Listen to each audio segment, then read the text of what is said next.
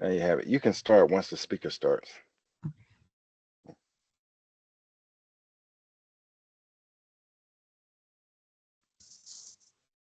Mm, you know what? Once I click on it, it only shows transcript.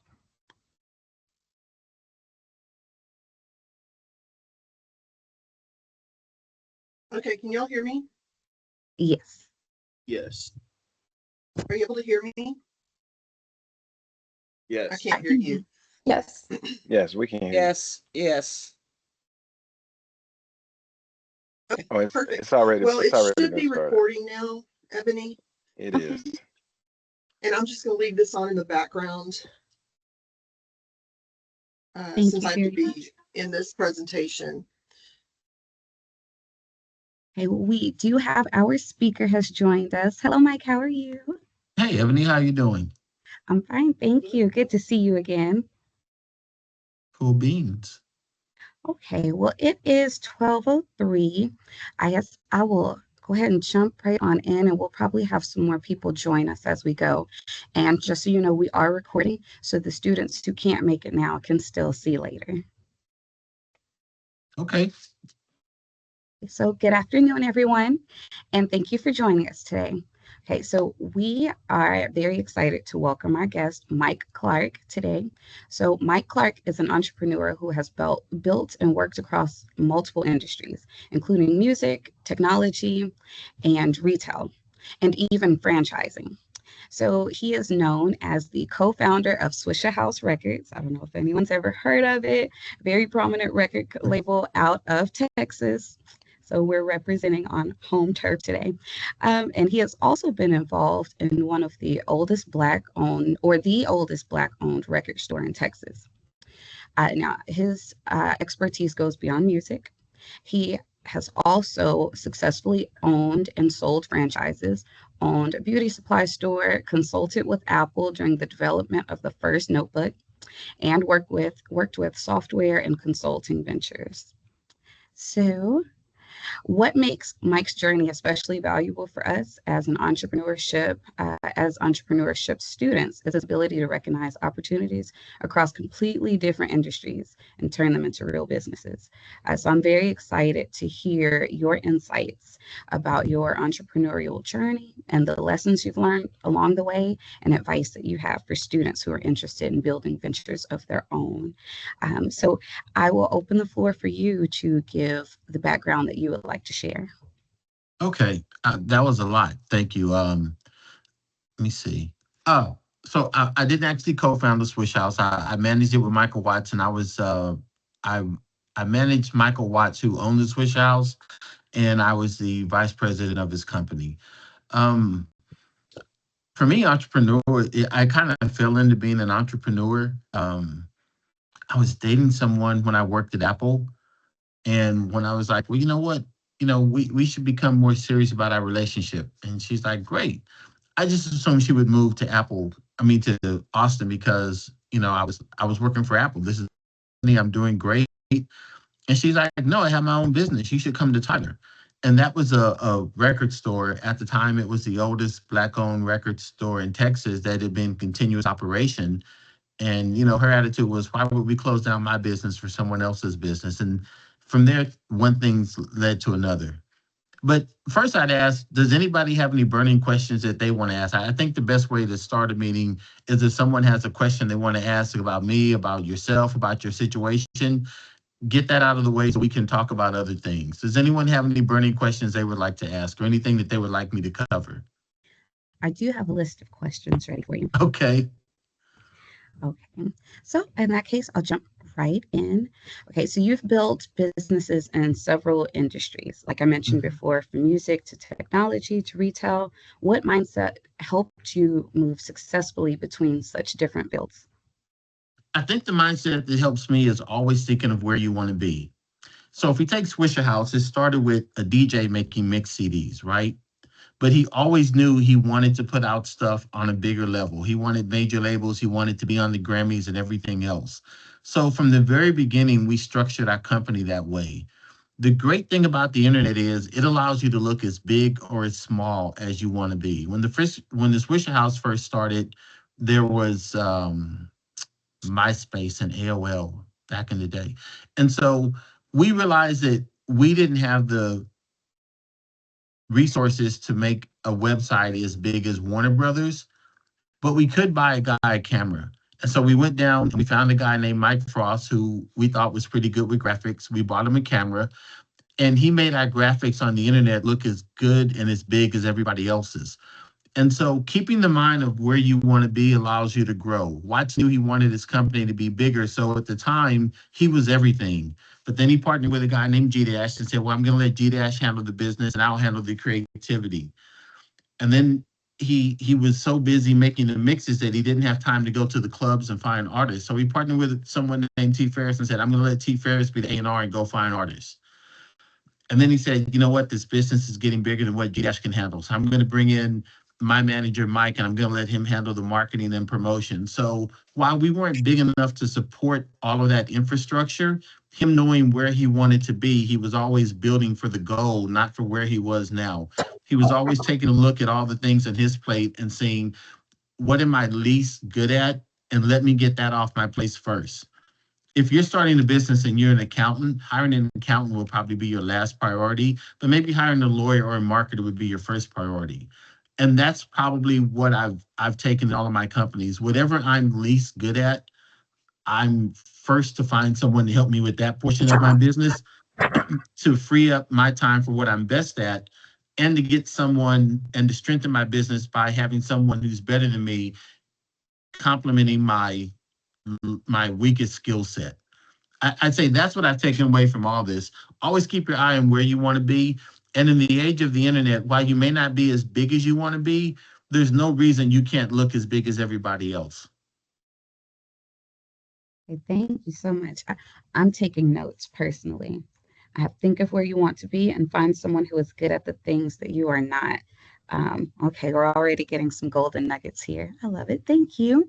Okay, so I would also like to ask, how do you recognize a real business opportunity before other people see it? Because from what I understand, you have touched so many points in business and grown so many things. Okay. So I think one of it is having a little bit of confidence and taking a leap of faith. When I was working at Apple, I was in a room and we were supposed to do tech support. I knew I didn't want to do tech support. And they asked, does anyone have any background on troubleshooting? And no one else raised their hand. So I raised my hand and I nudged my friend Farrell, and he's going to be important to this. I nudged him and he raised his hand. And this other guy saw us and he raised his hand, and they were like, great, the three of you come with us. And they put us in a room and they're like, so y'all are going to do post-design work engineering. We had no idea what that meant. They believed in us, so we believed in us. And so my first job at Apple was taking a look at all the tech support calls that people got and figuring out, are there any trends in what's breaking? And is this something we should fix in warranty or something we should fix later? And from that, they gave me tons of training. And so just believing in myself, it helped me. I say Farrell's important to the story because he's now the senior vice president of warranty repairs at Apple Computer. And he started just by raising his hand and believing in himself. He stayed with the company. He's now responsible for whether or not your Macintosh or your iPhone gets covered under warranty everywhere in the world. We're still really, really good friends to this day. And so when it comes to recognizing opportunity, the music business taught me a lesson. There was an artist that we didn't believe in. We're like, no way this artist is ever going to make money. And this guy, he kept bringing it to us. I'm like, I don't get, this is horrible. And there's an artist named Soulja Boy, right? Turns out Soulja Boy is one of the most profitable artists out there. But I had to realize I wasn't a 16-year-old girl. Soulja Boy wasn't making music for me, but the audience he was making music for really, really loved him. And so now it's a little bit easier in the internet age. If you're looking at something, don't invest in the hype. Believe what the analytics are telling you. If something's not working, a lot of times we'll pass on it unless we can figure out why it's not working. Because if someone brings to you an idea for a car, and Ford tried to make the car, and Chrysler tried to make the car, and Mercedes tried to make the car, and you're like, I know why this will work. You have to ask yourself honestly, were all of these companies who have expertise in making cars, is it something that I see that they didn't see? Maybe it is. Or is this just something where it's like, it's really, really cool. Maybe I'll buy one, but I don't need to invest my time in owning one because this fundamentally is a bad idea. A lot of ideas that people bring to you are really, really cool, but they're fundamentally bad ideas. And I also don't invest in ideas. One of the guys who started the Swish House with us was a guy named Chameleonaire. He made a really, really big record and then he stopped rapping. People are always like, well, why did Cam stop rapping? He used to sit at basketball games because he's a big sports fan, and he would look around and the people around him, they weren't rappers. And he would ask one guy, like, what do you do? They're like, oh, well, we invest. And he figured they had to be good at it because they could afford to sit courtside. He knew what courtside tickets cost. They told him they could let him in on a little investment if he wanted to try. Like, we got something minor. It's only like $1.5 million, which was, he thought because that was minor to them, they must be doing something right. So he invested, made $47 million off his first deal with them when they sold the company to Disney. 18 months later, never rapped again in his life. But what Cam tells us now is, I don't invest in ideas. I invest in businesses. So when people bring you an idea, it's just an idea. If it doesn't have structure, if it's not making money, it's not a business. All you can do is throw money at an idea. You invest in a business because you can get a return. So I say a couple of things. Don't invest in things that are failing because you think they're cool. Just buy one and have one of the cool items, and only invest in a business. Because even if the business is not profitable, you can see where it's losing money and maybe you can turn it around. If it's just an idea, we have no idea how well this is going to work. The public hasn't spoken on it yet. Wow, that's powerful. That is very powerful. I can even think of things in my past that make that so relevant. I love that. Thank you. So you brought us back to music a couple of times. So I would like to ask, what lessons from the music industry carried over into your other businesses? Personalities count. I've met a lot of really, really talented people who don't have the personality to interact with the public. You have to recognize that because you have a couple of ideas. I mean, one, don't put them in the public. Like, I've worked at Apple where we have engineers that are great. Like, when I consult with Apple, we have engineers who are great. They're also high all the time, so we just can't let the public see them. So if someone doesn't present well for the public, including yourself as the owner, don't work with the public. And the other thing I've learned across all these things is you have to have systems and checks and balances. Deadlines matter, you know, and making sure your project is on track matters. If you leave some artists in the studio, they'll just sit there and they'll create forever. And if you leave some artists in the studio, they'll be there for hours and they won't create anything. Both of those situations are bad. Someone who just keeps creating and never brings a product to market, we're never going to have something to sell. And someone who likes being in the studio, but they never finish a song, we're never going to have something to sell. So deadlines matter. You benefit yourself a lot when you take your idea, you figure out, well, where's the completion of the idea, and you work forwards and backwards to come up with a timeline so you have reasonable goals. You know, if you're 3D printing something and the 3D printer takes 24 hours to print and you need 10 of them, if you say we're going to be done in 2 days, you've built failure into your project. If you say, well, I'm going to give myself 3 weeks, you've built delays into your project. You probably want to take your run time at about 30% in case one of them goes wrong or in case you lose power or something. So you build reasonable deadlines. I consult for a company, Willis Towers Watson. If you are ahead of your projections, they say, well, that's great, but it tells us you don't know how to set a projection. And if you're below your projection, it's like, well, was the projection reasonable or did you just not hit it? And so both are important if you're ahead of schedule or below schedule, but having an ultimate schedule and a plan keeps you on track. That's what I've learned in the music industry that I apply to everything. We've got to have deliverables. If I know my project is going to be loaded up on iTunes on day 30, then I know my artwork has to be done in day 25, which means I have to have my photo shoot done by day 20.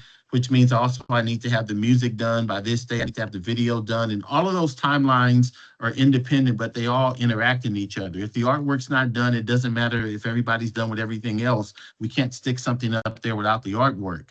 And if the artwork doesn't match the song, then it doesn't matter. So the song has to be completed so the graphic designer has an idea of what he's designing to. Having those timelines and making sure that you understand how one impacts the other in every project is going to be important. And then also you can assign accountability to people. We track ideas whether they're good or bad. If someone brings us and they say this song is going to be hot and we decide not to put it on Watts' radio show, we still track that song, because if that person was right, we need to recognize that, hey, we're undervaluing his opinion. Even though we didn't put it on there, it's kind of referred to as the Michael Milken approach. He was an investor, and when you brought him a stock idea, whether or not he bought the stock, he would track the performance of that stock. If you continually brought him stocks that he didn't buy, but they performed well, that was a fault on him. Versus if you continually brought him stocks that he bought and they underperformed, that was a fault on you and him for not recognizing that you're not very good at what you're suggesting. And so you need to constantly be, you need to have a timeline and constantly hold people accountable and attract and hold them accountable, not only for the ideas they bring you, but hold yourself accountable for the good ideas you passed on. I love it. Okay. I'm excited with all of this valuable insight. Okay, so I'll take it back to tech for a second.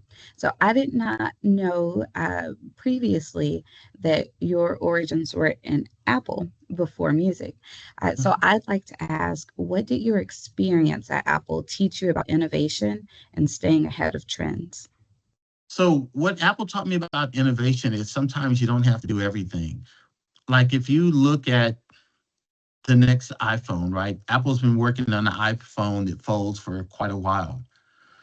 Just because we haven't perfected the folding iPhone doesn't mean we can't give you a new iPhone with a better camera. Apple's been working on a watch that monitors your blood glucose levels. They know that right now their watch monitors their heartbeat, but they know if it could monitor your blood glucose levels, that would be game-changing open market for diabetics. Just because they don't have the blood glucose monitoring doesn't mean they can't give you a watch that's more waterproof and has a bigger and better screen and better battery life. And so what I've learned by Apple is innovation has to still be affordable. If I could deliver a phone with everything you wanted today, but the phone was $10,000, it's probably not going to sell, even though it has everything you need, because who can afford it? And innovation has to offer value.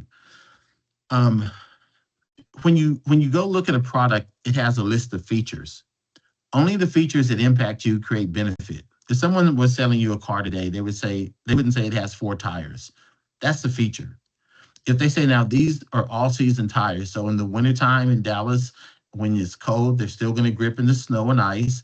In the summertime, they're going to hold the road. In the wet weather, they're going to dispel water so you stay on the road. And they're also really, really quiet.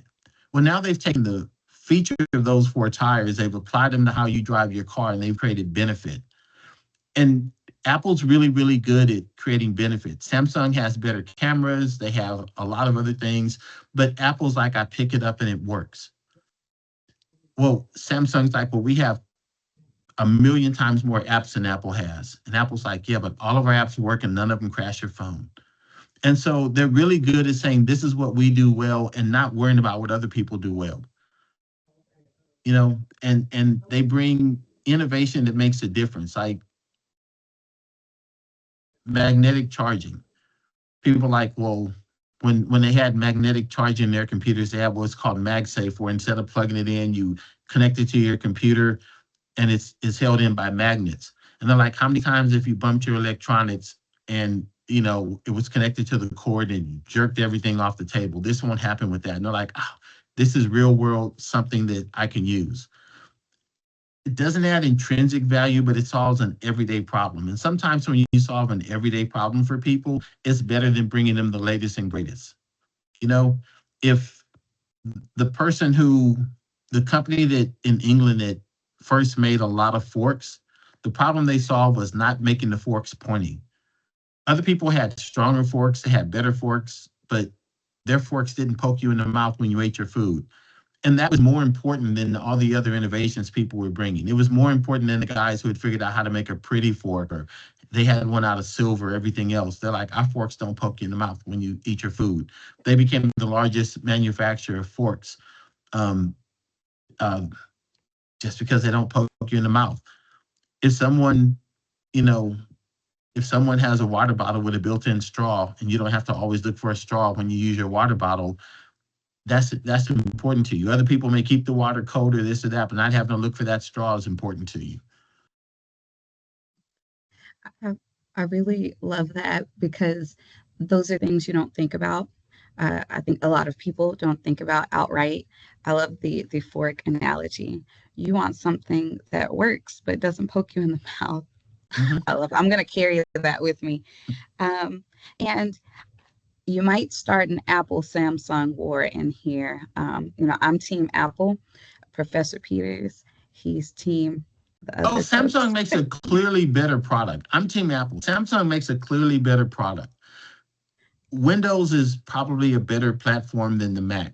The reason Apple succeeds is because if I go out and I buy a, HP or a Dell computer, and then I go out and buy a printer, and I go out and I buy a phone, and I buy a tablet, I have to figure out how to make all these things talk. If I go into the Apple store and I buy all these products, I open them up and they all know about each other and they all work.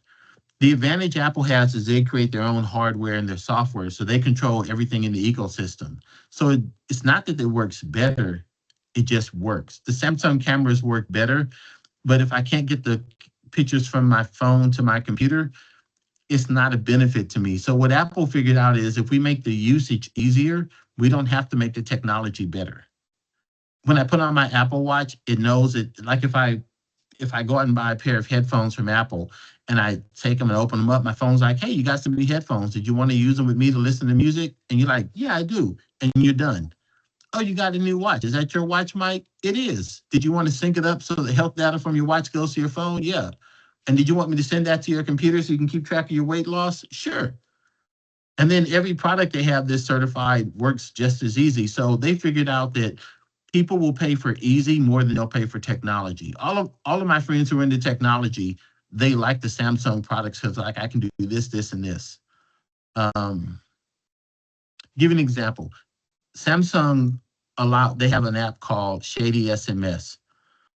I shouldn't say this. A lot of rappers have two phones and a girlfriend.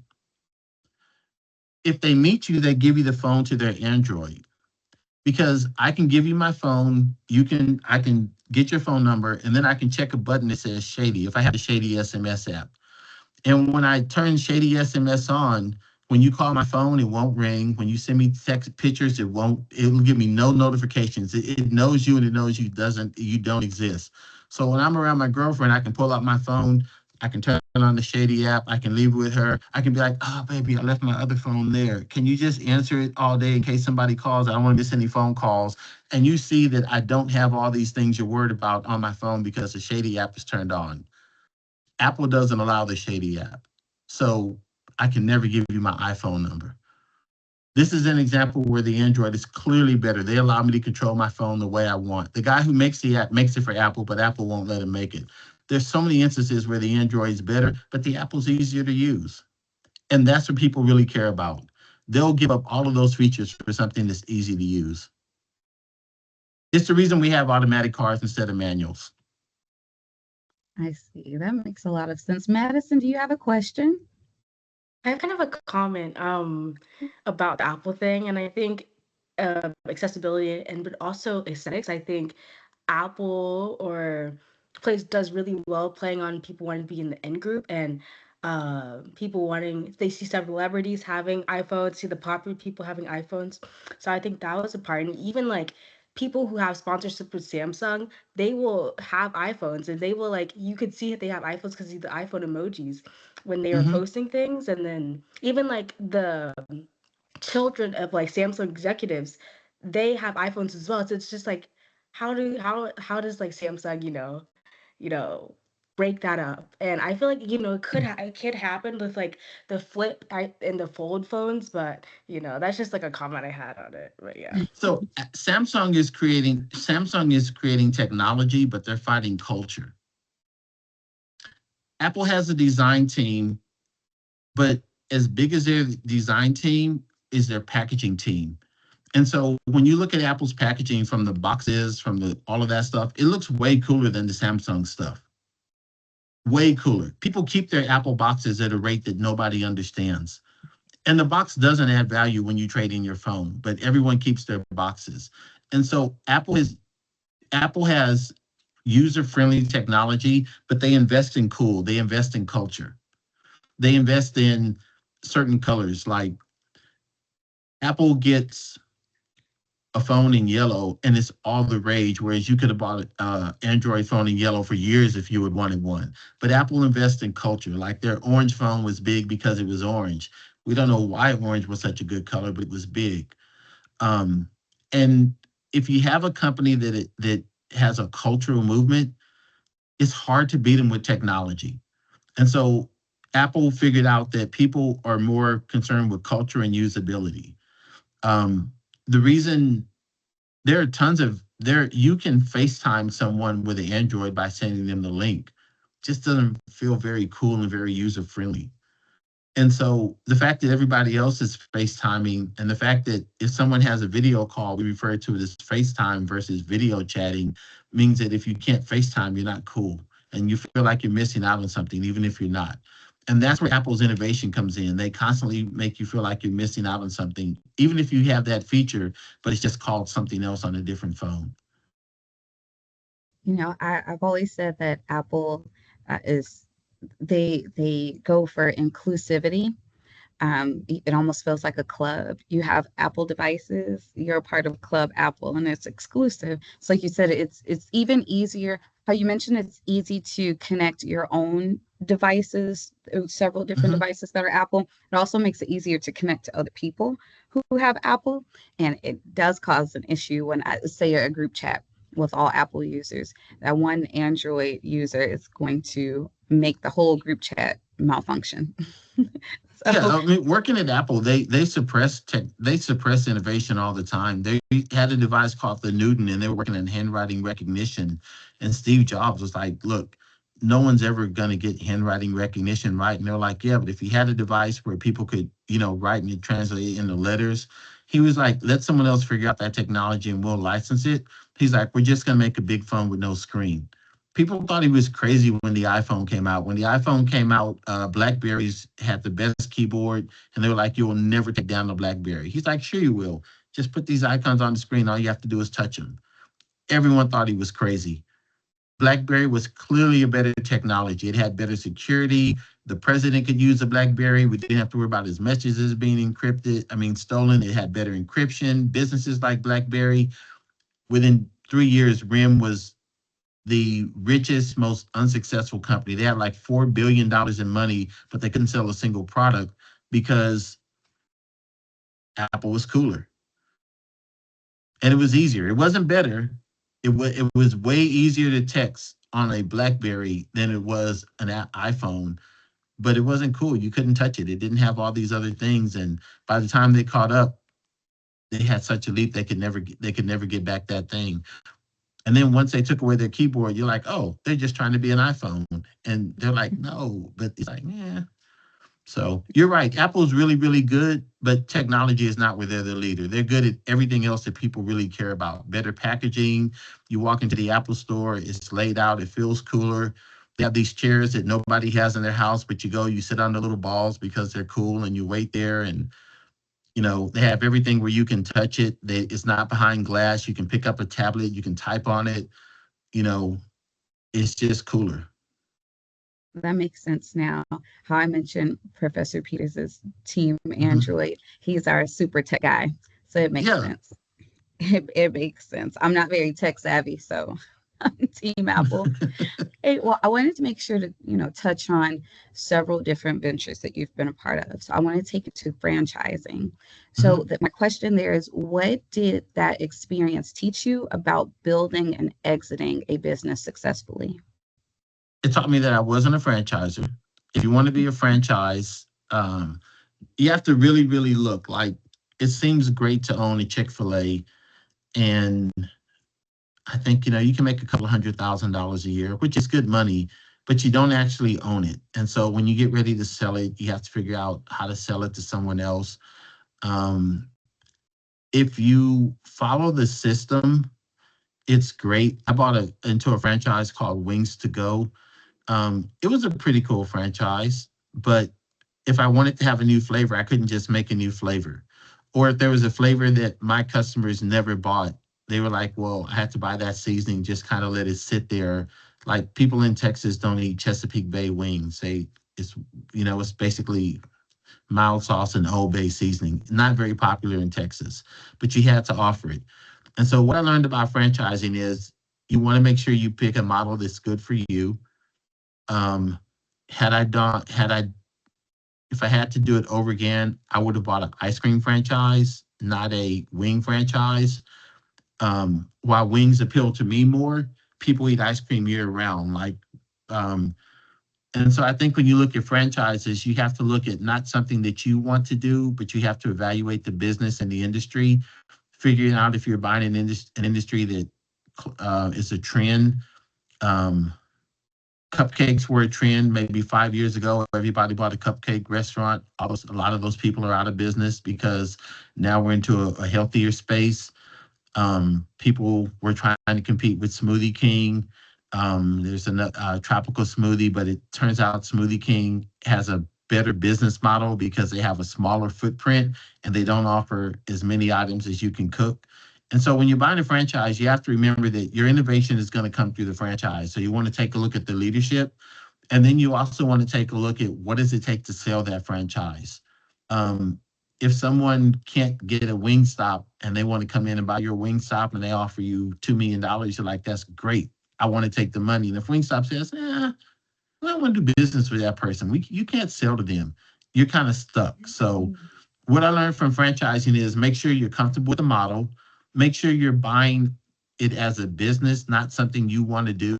If you like making cupcakes, but you can go out and buy a wrap place, buy a wrap place, and with all your money, stay home and make cupcakes. Do not buy the cupcake business and go out of business and all you can afford to buy is a wrap. So you want to invest in the business as an investment. You don't want to make it a passion project. And you also need to commit to, like any other business, for the first few years, you bought yourself a minimum wage job. You're looking at the long-term goal, not the short-term goal. So franchising wasn't for me. Luckily, I was able to buy one, get it up and running, and then sell it to somebody who normally wouldn't have been able to get it. But I do know friends who franchise. Like, I have a friend, Winston, who has like 11 McDonald's and he loves it. I see. The appeal I see in franchising is investing in a proven system, something that is already working for several people. So you would say, getting into franchising, you're trading your creative freedom for a proven system. You're becoming a business owner. You're managing a business. I mean, it's no different than going to work for a call center and managing the people there. You're managing a business. I would also, if I were to buy a franchise, I would look at what's my potential for growth. I would want to buy into a franchise that said, hey, if you open up here and somebody wants to open up 20 miles from you, they have to come and ask you first. Yeah, see, I like that insight. I personally, I would prefer my creative freedom as well. So I've considered franchising, but I'm not sure if I want to, save up for an investment where I'm still essentially working for someone else. Is the goal, my personal goal in entrepreneurship is not to work so hard for someone else's brainchild, someone else's, business baby. I'd rather pour into my own business babies. But since you have that background, I wanted to make sure to in involve every it. business we open with the intent of being able to sell it one day. like ultimately we may not sell the business, but we always want the opportunity to sell it. I mean, I've opened up a couple of businesses where someone came along. I had a beauty supply, and someone came along. They're like, "Hey, I've always wanted a beauty supply. What would you suggest?" And I was like, "I suggest you buy mine." And so they actually bought it. It worked out well for them. The record store, when the record store, I could see where the physical record sales were ending, and somebody wanted a record store, it was better for me to sell the record store and devote myself to the Swisha House. That worked out well. That worked out well. That worked out very well. But yeah, I mean, when I had the beauty supply business, I mean, I knew nothing about hair. So the women and maybe some of the men will appreciate this. Somebody came in at the time, people had curls, right? And the person who I was partnering with asked her, "So what's this?" She's like, "Well, this is Pump It Up." I'm like, "What's it for?" She's like, "It's for holding curls." I'm like, "Oh, okay." Somebody came in with a curl and they were like, "What do you need?" I'm like, "Oh, you need this Pump It Up." Turns out it wasn't for that type of curl. So Okay, well, I wonder what they went through when they found out they used it. yeah, Like, it wasn't the best, but what I learned was, one, I didn't have the knowledge for that, but I was able to build up the sales enough to where somebody who did want a beauty supply business, they were able to buy that business and do well with it. Okay, thank you for that insight. So, okay, I'll ask, I have one more question personally for me, and then I want to open the floor for everyone else to ask any questions they have. So, for my last question, what skills or habits should we start developing now if we want to build successful ventures of our own or grow ventures that we may already have? I think you have to embrace who you are. Okay. Um, and what I mean by that is you have to embrace your strengths and your weaknesses. Anything that requires me to get up really early in the morning, probably not a strength for me. Anything that requires a lot of creativity, that's not where my skill set is. I'm more of organization, project management, insight. And so when I'm looking for a business, it doesn't mean I can't go into something creative. It means I have to partner with the creativity part of it. If I do business with people who are located where I have to get up early, like if one of the businesses we invested in is a software company, and when I have to get up on the phone, when I have to get up at 3 o'clock so I can be awake to talk to the developers in Spain, that's a struggle for me. So my business partner handles that part of the business. By the same token, I mean, I can be a little bit aggressive when it comes to our staff. So I have to temper that and realize that people are trying to do a good job, and let me focus on their development instead of saying, "You know what, I'm gonna fire you and get someone else." Because anytime you let go of a resource, especially a person, you've invested a lot of time in training that you probably don't count for. If there's 60% of where you want them to be, you have to think bringing somebody off the street, either I have to pay for someone who's 100% ready, or I have to reinvest my time to get them back up to speed. So um, you for me, it's always about matching things to my skill set so that I can be realistic about where I need to do things and where I don't need to do things. For most investors, though, what I think is separating reality from the dream. It's okay to dream big, but you have to be based in reality. If you are opening up a car wash and there are 5 car washes around you that are always packed, and you're like, well, mine's going to be more packed because I'm going to do this, this, and this. You have to consider, is your location right? Is it really going to be more packed, or is this just my passion dream? You know, if you're a lot of times when I talk to entrepreneurs, you're just like, well, I have some ideas. No, no, no, no. It's only going to work if I do this. Okay, well, great. Commit to being unsuccessful. And I let them go with that. You really have to be a realist about what you're doing, whether or not there's a market for it, and whether or not the market will pay you at a rate that will support you. A lot of people on Etsy make amazing products. There just aren't enough people who want to buy wooden boxes that you can only open with a certain sequence to make them successful. Even Top Golf. Everyone's gone to Top Golf. And it's like, why is Top Golf going out of business? Because nobody goes twice. It's too expensive. And once you've done it, you don't need to do it again. And if you're really a golfer, you go out and you golf, or you go to a golf simulator. So Top Golf suffers from having a great idea where they constantly have to bring in new customers. The cost of customer acquisition is too high for them, and the repeat business is too low. If you could go to Top Golf and it was $30 to $100 a night instead of $100 a person, you'd probably go back. But Top Golf is kind of a once in a lifetime thing. After that, you probably go back to Dave and Buster's if you're a gamer. See, thank you so much. Okay, so I have 2 pages of notes. I hope everyone else has their notes too. But I'll open the floor for anyone else to ask questions. Yeah, you can ask me just about anything. I mean, I'll answer stuff that I'm not supposed to answer. Betty? Hey, thank you, Michael. It was cool to be sitting in this, and thank you to my professors who encouraged us to get in on this entrepreneurship Zoom class Teams meeting. My question to you, I have so many ideas. I have so many projects. I'm involved in a lot of stuff in Dallas, but I'm 69. So I'm kind of just taking off where I should have taken off 40 years ago. You know what I mean? But do you find that would stymie me, or would you say keep going, go full force till the wheels fall off? I mean, Absolutely keep going. So when you say you have a lot of ideas, write them all down. Like, you know, I use my iPad, I use my iPhone, I write down all my ideas, right? And then once a week, I go back and evaluate those ideas, right? You can pursue multiple ideas. You just have to say, it's like if, let's say you're an artist, right?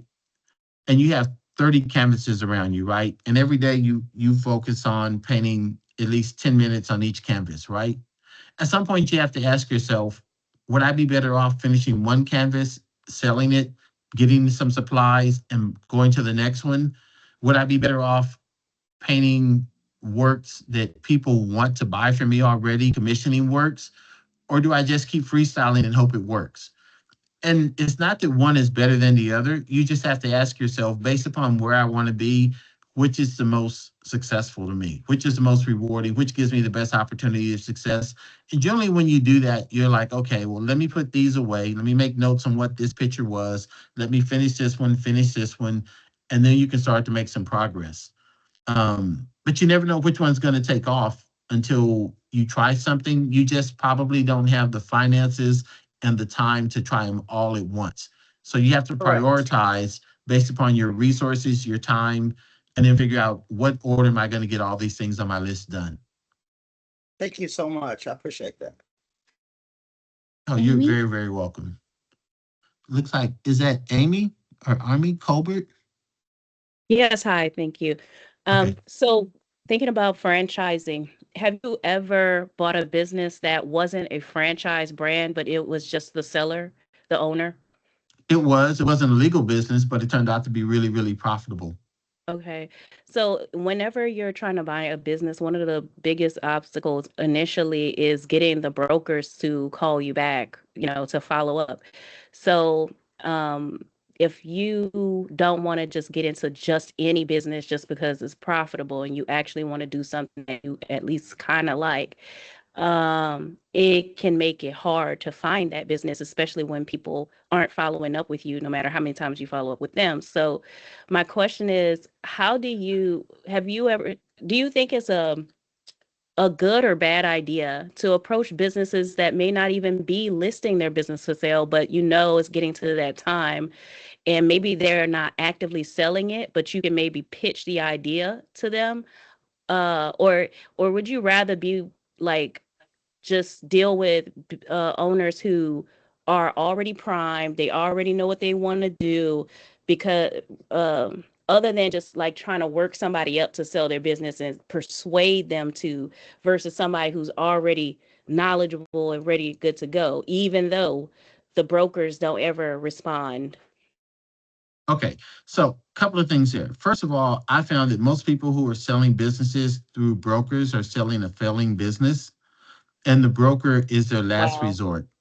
A lot of times to get a Whoa. business broker, they charge you a really, really high upfront fee, and then they're going out and trying to find your business. So some of the reasons brokers don't respond is that business has already gone out of business. Um, the second thing about approaching business owners, I think most business owners are willing to sell their business, but they don't know how to evaluate their business. So if I were going to buy a business, the first thing I would want to do is to have a good relationship with a CPA so that I can take a look at the books and properly evaluate the business. Am I going to buy it on a percentage of cash flow? Am I going to buy a percent? Because I can have a business that sells $1 million a year, but still loses money. And if I give you $1 million for it, then now I've just paid $1 million to lose money. Yeah. Versus you can have a business that doesn't necessarily is not priced as high, and it does well. The other thing I look at is what type of businesses I'm buying. Like if you're looking at a home healthcare business, right? There are almost no barriers to entry for a home healthcare business. So I'm not sure why I would ever buy one versus starting up my own. Sometimes maybe what you want to do is to go to the business that you are looking to buy and offering the owner to say, hey, look, it looks like you have a successful business. I'm looking to get in this business. If I agree not to open up within 45 minutes of you, can I pay you to consult me? Can I take you out to lunch or a nice dinner? You tell me about the ins and outs of the business, because on the outside looking in is never the same as on the inside looking out. And I would do those things because it may be that you shouldn't be trying to buy this business. You should be trying to open up your own business. If you're looking at an industry where nobody franchises and nobody has businesses for sale, it could be because the business is so good that nobody wants to do it. Or it could be a bad industry where one person's just figured out a way to make it work. Like a bookstore. The bookstores that Yeah. do well do really, really well, but a lot of bookstores are going out of business. So before I bought a bookstore, I would figure out, is this a good business, a good location, or is this an incredibly good owner? And if I take away the owner, it becomes a bad business. Does that, Right, of course. does, Yes, did I that's help you? something that they want. Yes, that's something in my in my cohort they warn about, buying a business that only works when the owner is there. Once they leave, the business isn't successful anymore. So yes, I like that idea, actually, consulting with the owner and seeing how they make it work.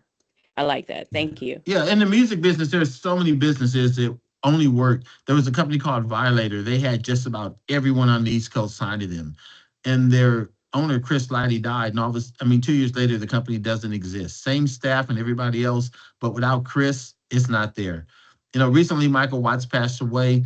It's going to be hard for the Swisha House to continue as a music company. Now they'll continue as a brand, but as a music company, it's going to be hard because he was so much better at everything he did than everybody else that in order to replace him, it would take 20 people. And at that point, it's just not profitable. So, Madison? Yeah. Hello. Hello. Um, oh, I didn't introduce myself when I made the comment, but my name is Madison Cobbs, and I'm a Mhm. part of the Entrepreneurship Society. So it's really nice to meet you, sir. Thank you. So I was wondering, what advice would you give to young artists today who are trying to build a music career? A male or female artist, because those are Um, different. a female artist. A female artist. So the female artists suffer from a couple of things. You can look like Biggie and be successful as a male artist, but let me think of a good example. Aretha Franklin would not get signed today because they would say that she wasn't pretty enough. Mhm. I remember back in the day, there's an artist named Kelly Price, absolutely amazing artist. But the record company didn't know how to market a bigger artist. And so it wasn't that Kelly couldn't produce good music. It's that record companies are like, well, you gotta look like Beyonce in order for us to sell you. And so that's the first thing. And for a female artist, because it's a male driven industry, you have to figure out a way to tell people no without making men feel rejected, which is very different because nobody wants to look into the face of their rejection. And so when you tell someone no, like, I don't want to do that, or I'm not comfortable with that, you have to say a no in such a way where they don't feel like you're telling them no. They feel like you're rejecting the idea, which is a skill set within its own. The most successful female artists today, they all have one thing in common, that they control their sexuality. Um, a really, really good friend of mine, guy started the Swisha House with us. He manages Meg the Stallion, right? It took them forever to get Meg on Saturday Night Live. And everybody thought it was because they wanted Meg to wear outfits that she didn't want, which was true, but they wanted Meg to cover up more than she was comfortable covering up. They didn't want her to turn her back to the camera. And she's like, yeah, but that's what I do. And so Meg was true to her brand. And she's like, you can't put me in you can't make me wear more than I want, because I wouldn't be uncomfortable. There was a Dallas artist named Asian Doll who signed with Gucci Mane's label. And Asian Doll, she went, they immediately got her a breast job. They started wearing stuff. And every time you saw Asian in the interview, she would be like this, or she would turn like this. She wasn't comfortable with the amount of sexuality they wanted her to display. And she always came across as uncomfortable. And that really, really hurt her career. And then when Asian Doll would, if you were to, let me think of a mid-level artist. There's an artist, I think her name is Pammy, coming out of Houston that Drake just signed. But we met her, and if you ask her for a date, she's like, if I'm in the city, we definitely have to find a way to make that happen. If you ask Aiden, she's like, no, I got a boyfriend. And so the way Pammy tells people no, you're like, did she tell me no? I think, and you feel like you want to support her. The way Asian tells people no, it's like, oh wow, I don't ever want to see her again. I'm so embarrassed I put myself out there like that. And so the things that female artists face are different than male artists. And this is all about market research. Going into the music industry as a female artist, you have to understand what your obstacles are, how you're going to overcome those obstacles. You have to take a look at your music and figure out, how am I going to market myself? You could be, let's say, Jay-Z, right? Jay-Z can produce music, he can market music, he's an executive, he's a business person. You can do all of those things well, but no one's going to believe you because you haven't done any of them successfully.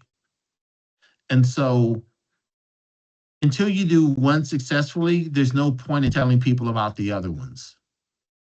For me, when I meet people in the music business, I ask them, what have you done? And I let them tell me what they did. And then I ask them, who have you successfully done that for? Because I'll meet someone, they're like, oh, I'm a publicist. Oh, okay. What campaigns have you successfully done? Well, I'm a publicist. And then, or somebody, they'll give me names like, well, I did this, I work with this person. I'm like, oh, okay. The great thing about the music industry is if you're going to get paid for it, you have to get credit for it. I'm like, oh, okay. It's like, and you said you produced a song for, in Dallas, people throw out Big X to plug. Oh, okay. What song was that? I want to take a look at this record and, oh, well, I'm not really on the credits. Well, then you didn't do it. And so I always ask people, what have you done? Who have you successfully done that for? And would you mind if I check the credits on that? If those things, if I get yeses to those three, I don't go check the credits. But normally you'll ask somebody, what have you done? Oh, I'm a producer. Who have you produced for? Well, I make beats. None of my stuff has ever really made it to a record. Okay, so you're not a producer. You make music, but we don't know if people like it.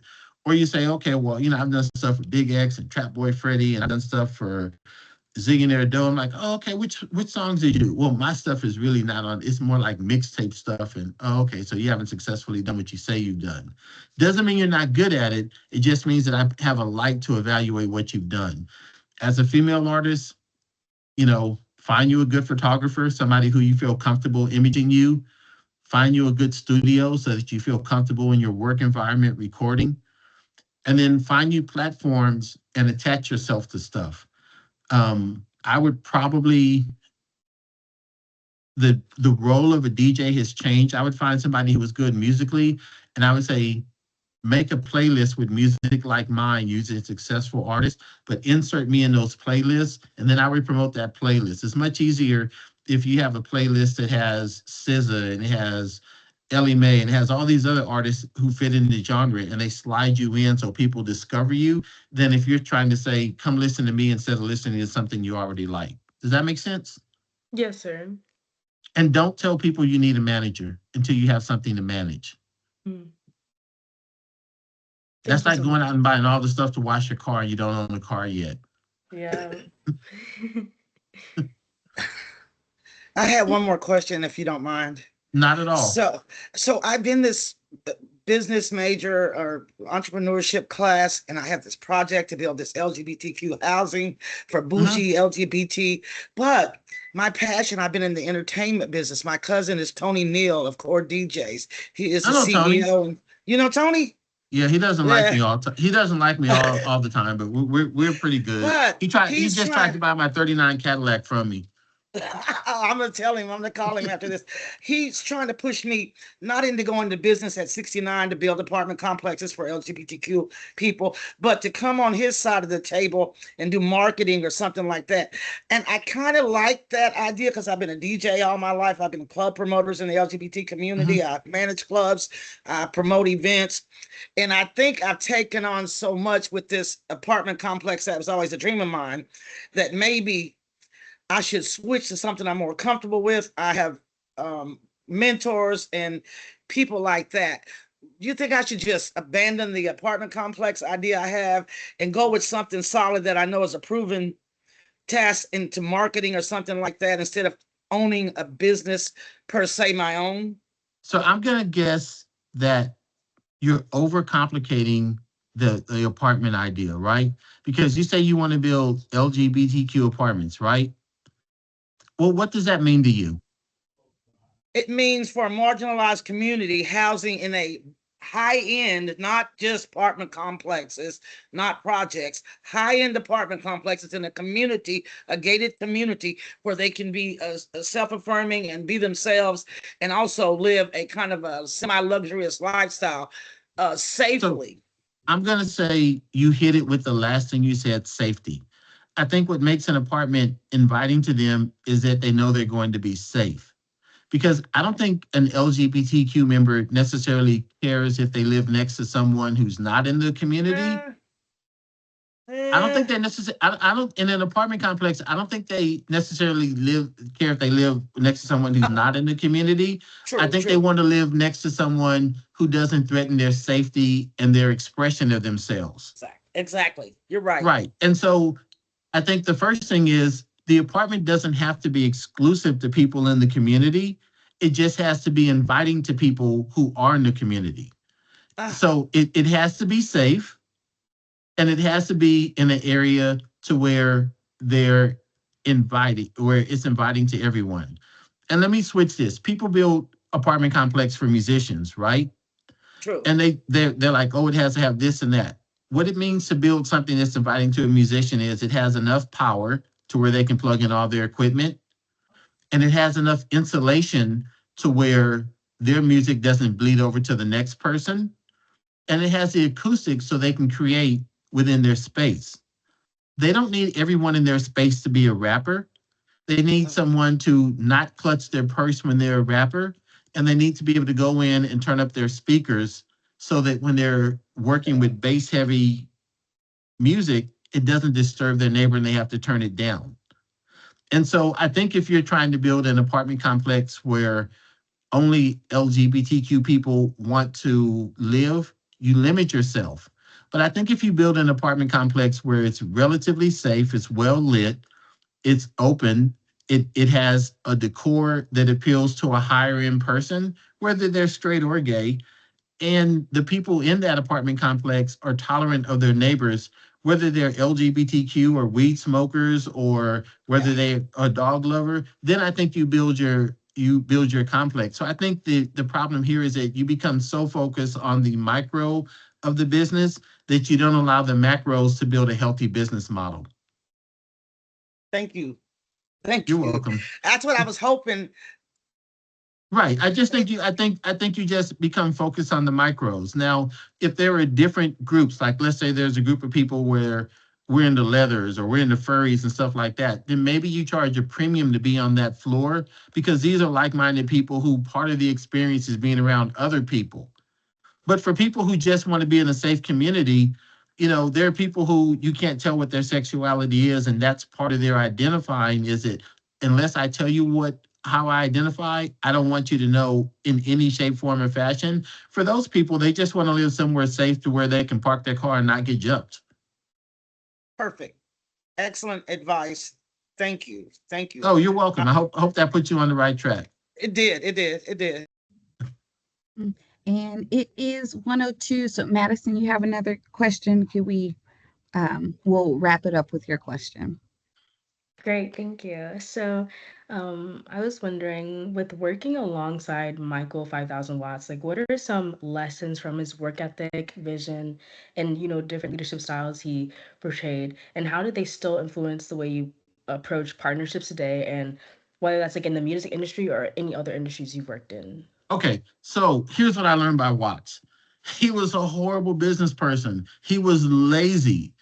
When we had projects, there would be deadlines, and it's like, Watts, these people have paid us a lot of money, and you're not working on it. And he's like, Mike, I'm in the studio right now. Watts, I track your phone. You're in the strip club. You're not working on it. Oh, it's research. He was horrible. But he was so talented that when he finally delivered the project, it made everything okay. And so if you're in the creative space, either you have to work with someone who is nothing surpasses talent.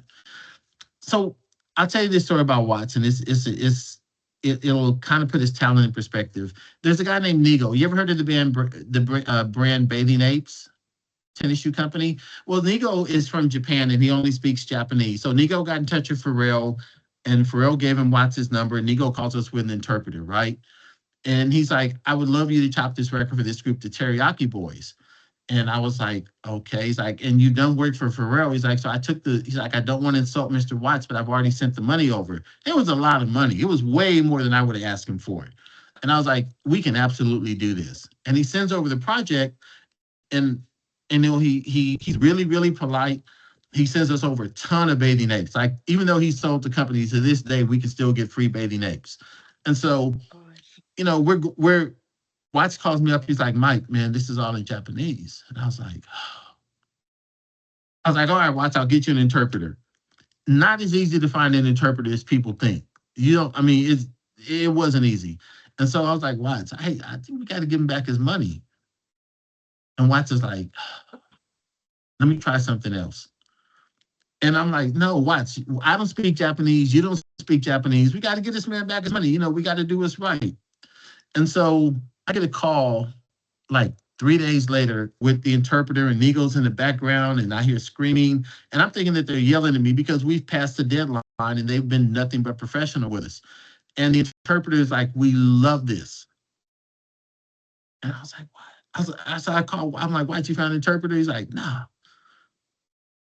You pay someone in Japanese, you find a Japanese DJ to do it, you taught him how to chop and screw? He's like, no, I did it. And I was like, how? He listened to the album every day for a week. He did nothing but listen to this album. He said when rappers or artists say something they mean, the inflection of their voice changes. So he listened to the inflection of their voice when they change. He could chop it and screw it by the tempo, and he just put the chops in based upon the inflection of their voice. Nigo was like, the record's perfect. He didn't make a single mistake. So with Watts, it was that level of talent that allowed him to be successful. There's a guy named Bernie Grumlin. He did Purple Rain. He did Bruce Springsteen's album. He did Thriller. He did Lionel Richie's Dancing Under the Ceiling album. And when we first started to deal with Warner Brothers, he does mixing and mastering. So mixing is the getting all the songs, getting all the instruments. Like if the drums are here and your vocals are here, mixing is getting the record so the drums and your vocals don't compete. And then mastering is getting all those songs together so they're at the same level, and you can put them in the car and they sound good. You can put them in your headphones and they sound good. And that's what Bernie does. And he does it better than anybody in the world. You go in the studio, you record your album, you put your studio mix on it, and you send it off to someone. Warner Brothers sent it to Bernie because they thought Mike Jones was going to be a good album. And they told us it's going to be about 3 to 4 weeks before you get the album back from Bernie. We get the album back 4 days later, and Bernie said, based upon what Watts did, he didn't have to do very much. So that's the level of talent I was dealing with Michael Watts. So that level of talent it makes people wait. Like somebody's like, I'll never work with him again. And then they hear what he delivers and they're like, I'll only work with him. Mm. Or people, like normally when you give someone an album, it's in a certain order. Watts gives it back and he's changed up the sequence for his mix. And people are like, you can't do that because it messes up the streaming and the DSPs. And then the artist hears Watts' version and he's like, that's how my album should be arranged. Change the original to match his version. So he's probably a bad example because if I learned anything from him, it was that when you're around a talent of that level, you let the talent take over. Slim Thug couldn't even rap when Watts met him. Watts heard his voice and he taught him how to rap. Paul Wall was our promotions guy who passed out flyers. Paul Wall learned to DJ watching Watts, and then he learned to mix watching Watts. And then one day, Paul Wall, based upon what he learned from Watts, he rapped and left it on the board. So the next day when Watts came in, he heard it. But Paul Wall learned how to rap because of Michael Watts. And so when you're around that level of talent, I learned that you let the talent dictate everything you do. Now, when I manage other DJs, they have to be on time. They have to show up. They have to have set lists and everything else because they don't have that level of talent I need to manage to the situation. And so Dallas has some incredible. Are you in Dallas? Yes, sir. Izzy the Kid. He's really, really talented. Izzy the producer, I think is what he goes by on Instagram. IZZY, Izzy the producer. He's really, really talented. Mm-hmm. I will check him out. Let me look him up right now. Get with the best talent you can because there's no substitute for talent. Izzy's really, really talented. And if Izzy recommended somebody, I would trust him. I mean, he makes incredible beats. Yeah, but Watts was so talented, we just let the talent take over. That's incredible. Thank you for that question, Madison. It's a perfect segue. Mike, I wanted to save this for towards the end. I didn't want to bring too strong of emotions in. I'll end up crying. But I did want to express my condolences. For those of you who don't know, DJ Michael 5000 Watts, he passed this year in January. So it's very fresh. And I didn't want to have this meeting and skip over his legacy and your friendship. So again, I just wanted to express my condolences, before we wrap things all the way up. Thank you. I appreciate that.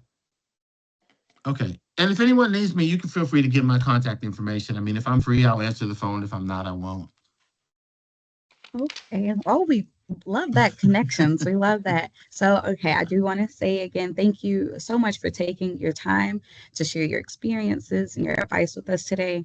We appreciate you being here and sharing your journey with this club so much. Your insight it is extra special because you are a professional who has touched so many different industries, and I think that the club in general has taken some value from this meeting today. I know I have. All right, well, cool beans. I guess UPS just delivered me a remote control car, so I'm gonna go out and play in the sunshine. That sounds good. Oh, do you want to plug any social media? Okay, do I want to what? Plug any social media? You need some followers today. Yeah, social media is cool. I mean, I don't really. I like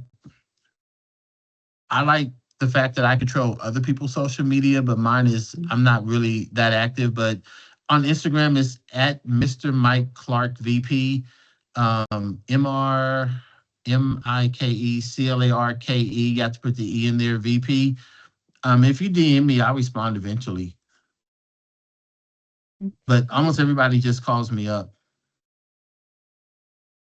So we have the okay to share your phone number with anyone here today. So Watts was really, really kind to me in that sometimes when he was mixing, he would just randomly put my phone number on a mix CD.